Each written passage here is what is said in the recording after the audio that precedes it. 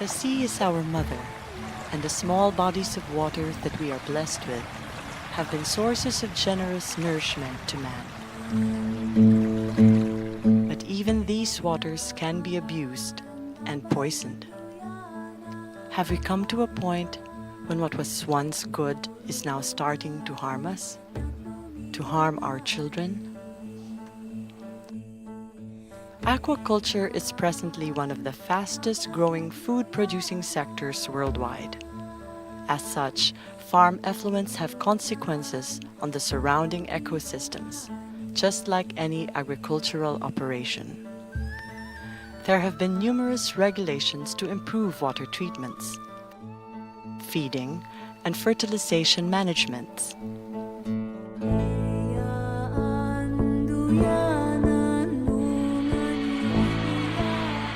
Despite these, the impact on the environment currently associated with intense aquaculture management are starting to be felt on a very personal level, even right at our own dining table. The critical concerns include pollution from solid waste and effluent byproducts, pesticide, and antibiotic residues, introductions of species to non-native environments, and transmission of diseases between individual organisms to other species. The effect of this impact has been documented across agriculture and fish farming, and the results have gone beyond the sphere of the industry. It has become very apparent in the present state of human health.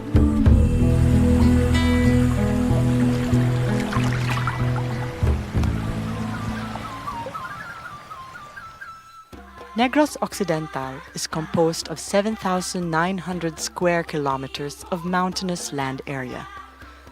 It is a province in the central Philippines, nerved by 160 rivers and lined with 24 coastal cities and municipalities along its 280 kilometers of coastline. The reality of the province points a wounded finger on overfishing and an increasingly poorer catch that mainly brings undersized fish to the market.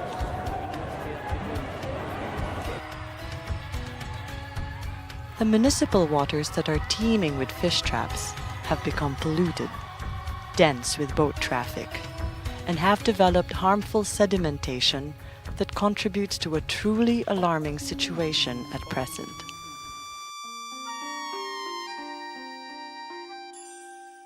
Conventional aquaculture practice is characterized by mass production through the use of inorganic fertilizers containing toxins and non-biodegradable matter, as well as supplemental feeds to maximize the growth of fish within the shortest production cycles.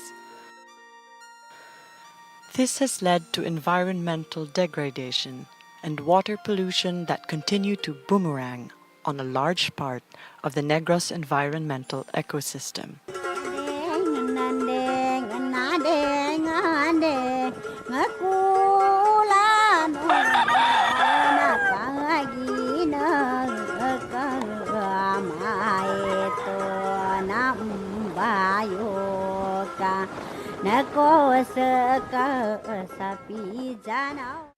With the following presentation, I would like to invite you to aquaculture. We have done in Negros Occidental an experimental survey wherein we ask ourselves the question, how organic aquaculture farming in Negros Occidental, is it feasible? And now, recently, the consumer as well as the people around the earth are becoming more aware of the environment, since aquaculture, as any intense agricultural production, produces effluents, waste, nitrogen, phosphorus being spread out in the waters, in natural waters, of course polluting environments in these areas, and therefore we have the new kind of branch in aquaculture which we call organic aquaculture. Now, organic aquaculture, we see here listed, downlisted, deals with a healthy environment, with an environment where the fish is on the one hand cultured a very healthy way, meaning not so stressy in terms of fish stocking densities. It becomes a very healthy food and it grows up in a very stress-free environment. And the background is, of course, once humans like us eat the fish in a very healthy environment, of course we also seem to live healthier as well as promote our own health. And this is a very high demand in the European markets. In the markets where we do have developed countries, consumers are thinking and kind of changing their behavior in eating fish or in buying fish. They don't like quantity, they like quality. And Tinigaran is one of our municipal target sites where we do the survey with under the leadership of the provincial agriculturists of the Negros Provincial Occidental. And we do this survey in 40 farms or 40 plus farms province-wide in order to figure out their suitability for organic aquaculture. If we can figure out farms which could go organic or which could work in organic aquaculture in the future, it will be a good opportunity for the farmers to produce, as we say, organic products, either tilapia, organic milkfish, or prawn, and then sell it for an export price to export to abroad, to European markets, upon certain certification of their products. That's why we are already organic farming here. Fertilizer and of pig manure. Use of pig manure here and almost lab.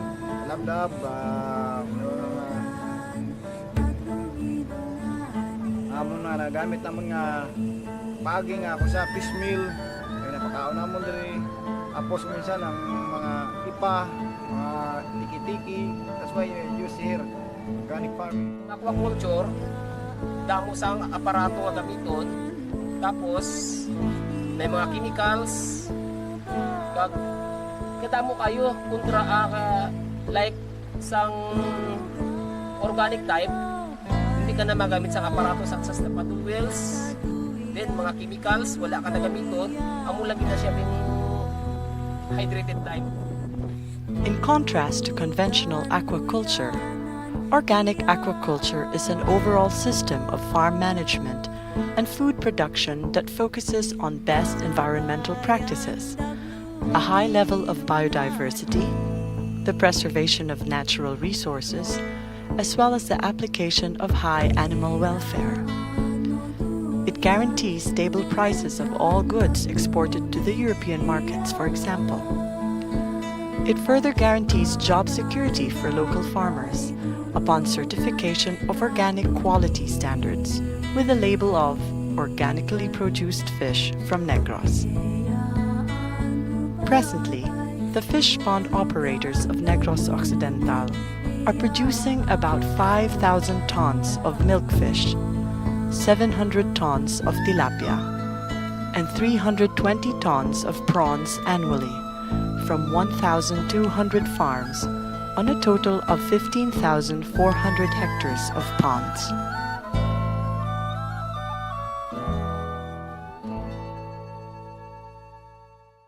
We have here a very high challenge for the marketing, for the system, to try to sell this. Organic products are much more expensive than others. What is organic? So there were Natula comes in saying organic is make the list. What is the positive effect on nature, on animal welfare, whatever? Trust, is it really organic or is it fake? The quality, does it really taste better? Is it worth it? Price, is it really worth it? Is it really worth it to pay 50% more, 30% more? Just to give you a brief impression, our social standards, they cover employment conditions, things like working hours, equal treatment, social benefits, human rights, forced labor. In 2003, DTI included organic sector as one of the priority revenue streams in the Philippine Export Development Plan. We can also go into organic fertilization and recommend techniques for organic fertilization.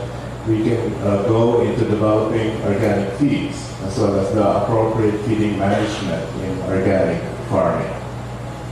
And our socioeconomic section will assess the prospects involving the profitability or viability of the systems, as well as go into sustainability issues. And I hope that when we meet 2, 3, 5 years from now, that we will have spurred the development of organic farming not only in the country but also regionally. My municipality has 1,800 areas for coastal involved coastal management and production, and we really need to go organic into aquaculture. We have to practice that. We have to go back to the basics. In my own farm, fish farm, I already started since last year organic farming, organic aquaculture. So I'm so glad and happy as a government official to adopt new technologies from Jet Sea, yes, and I've heard of that a long time ago, probably 3 to 5 years ago. I think that Negros Island is the first to do this all over the Philippines. So we might just be converting the whole Philippines through our little work in Negros Occidental. Think of the location which will meet the basic requirements for allocation. The design which is compliant to the basic requirements for even the Philippine regulation. So, kahit maliit kasi ang fund, kung properly planned ang lahat ng bagay, na kahit modular. Let's start at a very small, 80 square meter. Yeah. Actually, that was our idea last time to have a pilot farm for organic aqua. Then we learn from that and have some experiences to share to other growers. Then we can go, or if this will be successful, then it can be replicated by other growers or producers. It was agreed during the technical working group that will start with Dr. Patrick Escalante. Okay. And for the milkfish, I think it was agreed with Attorney Britannico. And we'll just focus first on the 2 species. Okay. And cave prawns is quite difficult, and the grouper is really difficult. So we have 2 species, the organic tilapia and the organic bangus and tilapia. We already identified pilot farms for organic tilapia, and that is in the farm of Dr. Escalante. And for the organic bangus, we have in the farm of Attorney Britannico. If you need technical assistance from CIFTEC, but CIFTEC is very much willing to cooperate. The way to saving the environment, the way to giving quality life to our people, the way to sustainable agriculture. So many ways to teach many others in the Philippines. An aquaculture community believes that management practices that are sustainable and sensitive to the ecology can lead to aquacultural operations which are compassionate to our environment. Organic aquaculture envisions a future where its research is oriented towards designing, developing, and monitoring aquatic farming systems that preserve and enhance the form and functions of the natural and social environment in which they are suited. Once organic aquaculture in Negros is established to comply with quality standards of various industry sectors on food, fish processing, and transportation, it has the potential to develop uncontaminated wastewaters and fish processing wastes, all of which can be a vital part of the Negros coastal ecosystem. Its management can be organized for fish locally produced and internationally exported in a way that will enable the reclamation enhancement and rehabilitation of our waters toward a natural ecosystem and away from the alarming degradation that we are facing today.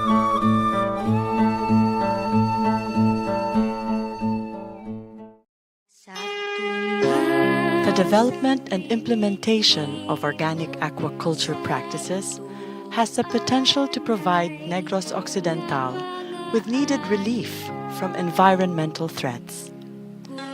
It offers opportunities for a bigger market abroad. It exists to create aquaculture systems that are models of environmental stewardship. But as always, the decision lies in our hands. Let us take to heart that the foresight of our present generation are the critical factors that will shape the health and future of our children.